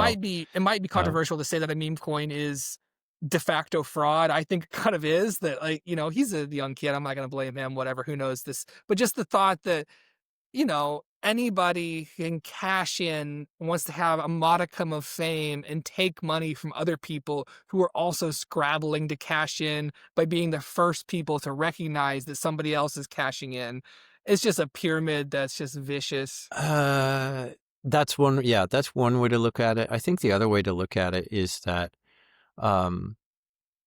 like, you should be able to put yourself on the open market and take advantage of interest in your talents without having to go through everything that it takes to become a publicly traded company. Like being a publicly traded company is prohibitive for nearly all companies. But this is not about 99. Meme coins are not selling stock in an individual, though. They explicitly say they're not that because they're not securitized. They don't fall within that framework, right? And you're trying to say that they're a form of selling stock in an individual. I just think they're not that. This is called a creator coin, whatever a creator coin is. So a creator coin is meant to monetize attention. Shirley earns royalties from the trading volume. These are and by the way, I've heard Arthur Hayes talk about this, and he talks about the utility of meme coins is that they are a measure of public consciousness. They're not, and there is utility. The only thing they're measuring is who could rug who. But it's what people are interested in. If people and they are. I'm not saying everybody's doing this with perfect knowledge, but it's people buying something that they think has value, and because they think it has value, it has value. The same way that people think a spin at a roulette table has value. It's gambling, and that's fine. I'm not saying it should be illegal. I'm just saying it should be in the same social category as prostitution. Is how I feel about it. And OnlyFans, meme coins is OnlyFans for dudes, is what they are. A spin on a roulette table is just a gradient, it's just a different version of gambling as a medical degree. You're just gambling that knowledge is going to be useful. and you're You going to always take invest risk, X amount in time. for sure. Like you're always taking risk. You're always giving up something. And again, so, I don't think it should be illegal, but I think pure forms of risk taking should be scorned socially, and we should look down on them. That's all I'm saying. I'm a fan of shame. I think shame is a good thing. Certain things should be shamed. Maybe OnlyFans, maybe meme coins. How very Catholic Yeah, of I you. know. Yeah. A thing struck me also from our Adam Semeka conversation that I think bared more exfoliation. That's not the right word.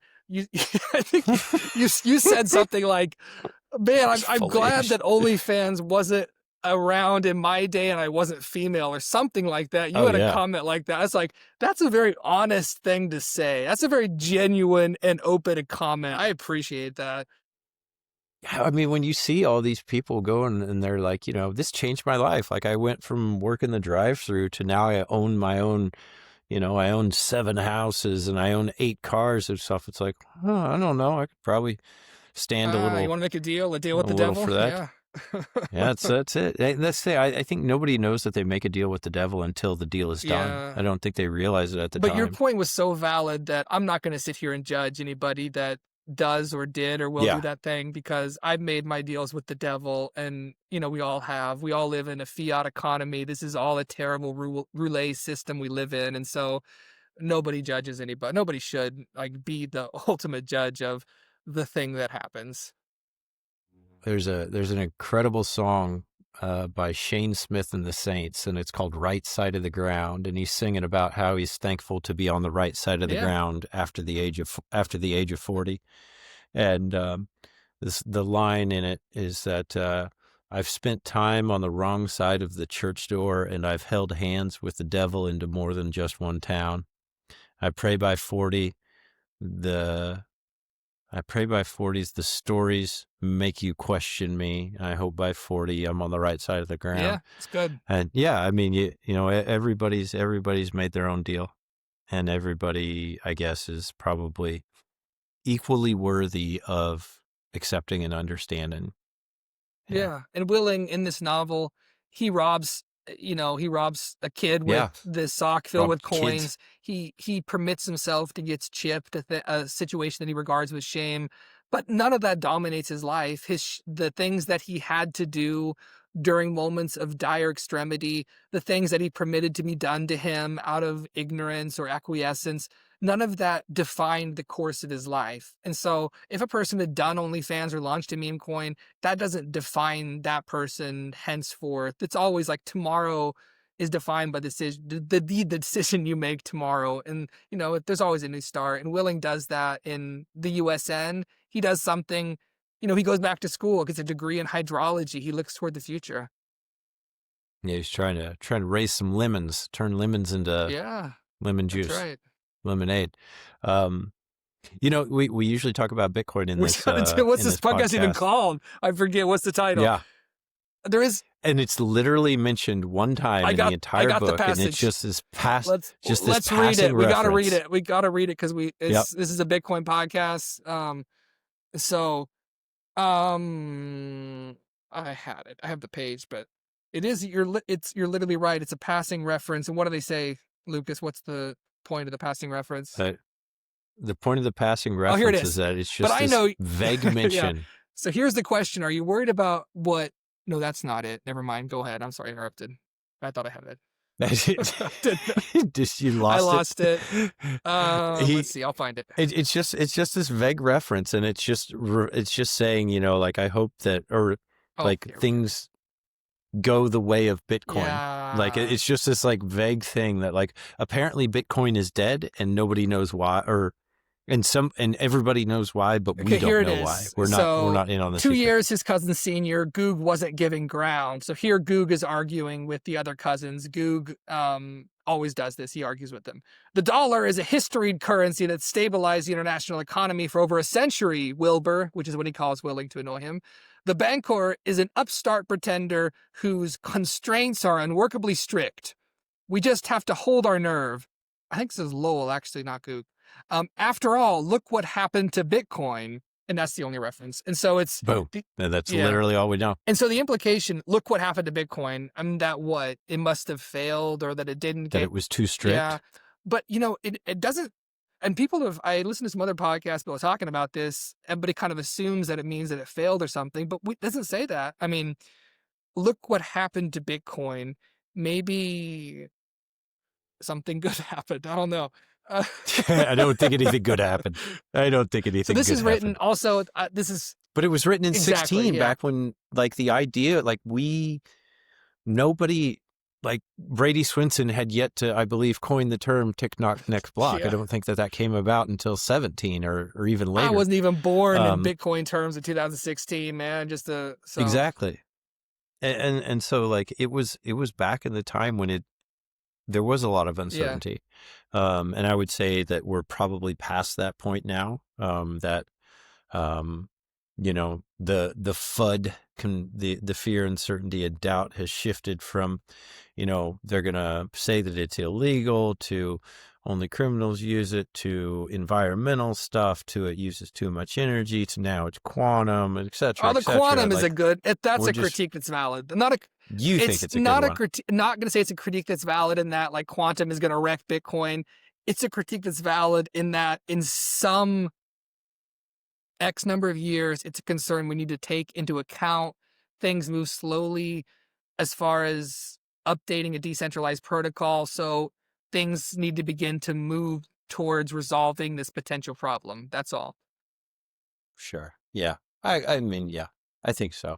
I think the risk is not as great for, like, hacking, because if you have the quantum computer and you hack Bitcoin, then you instantly render it valueless. And so by doing so, you are out whatever you've done. Like, your only thing would be if you would be the person who would benefit from the reset.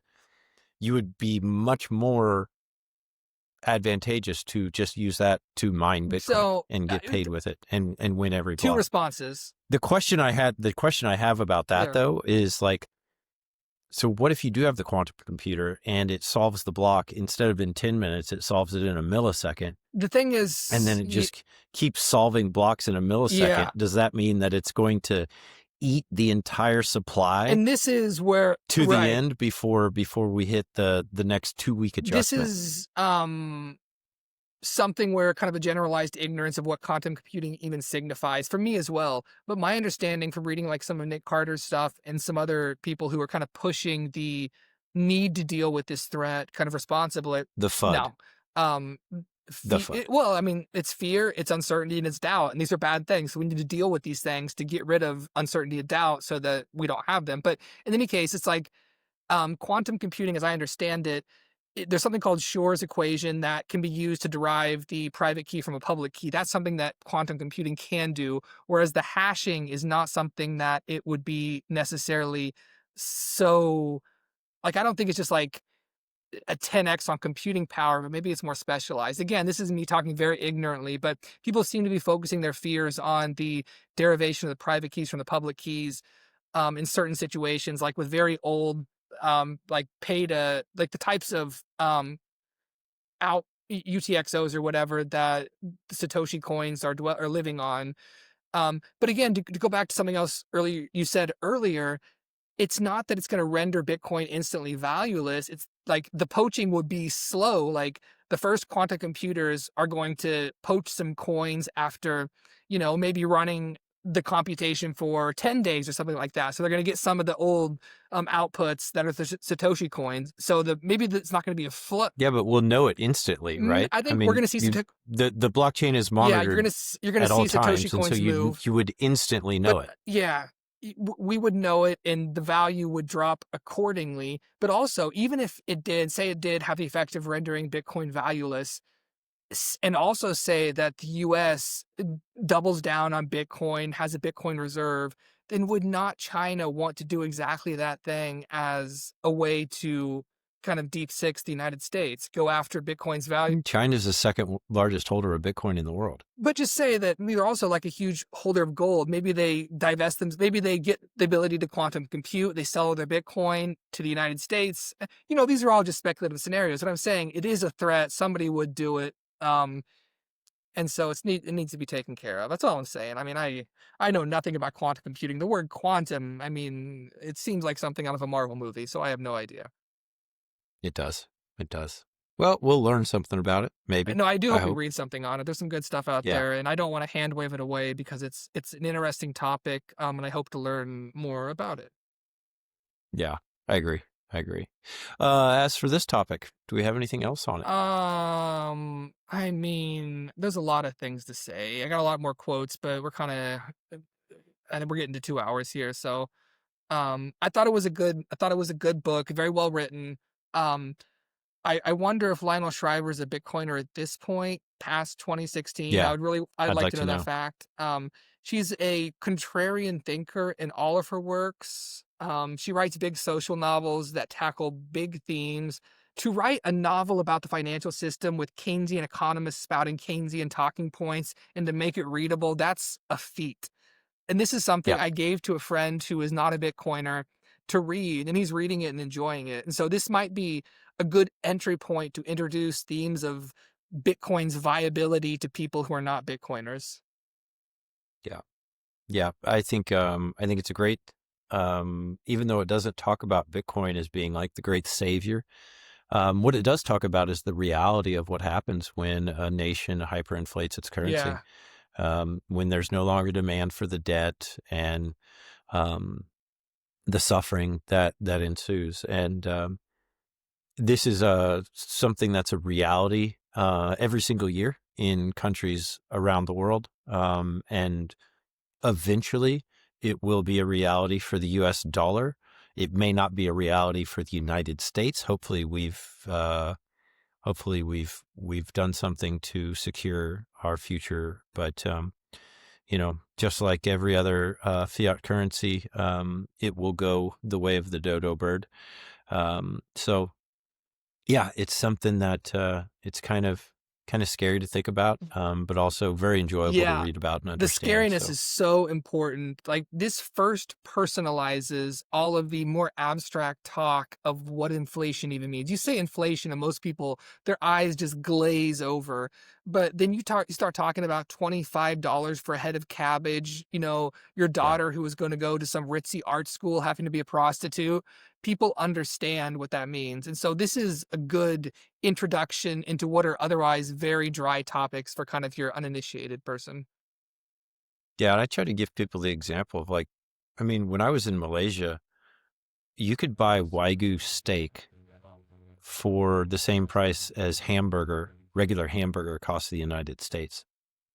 And so that's hard for people to understand, but it's a reality. You could get your Australian grass-fed Wagyu, the primo de primo, and it costs you the same amount as regular factory-fed chopped up beef in the U.S.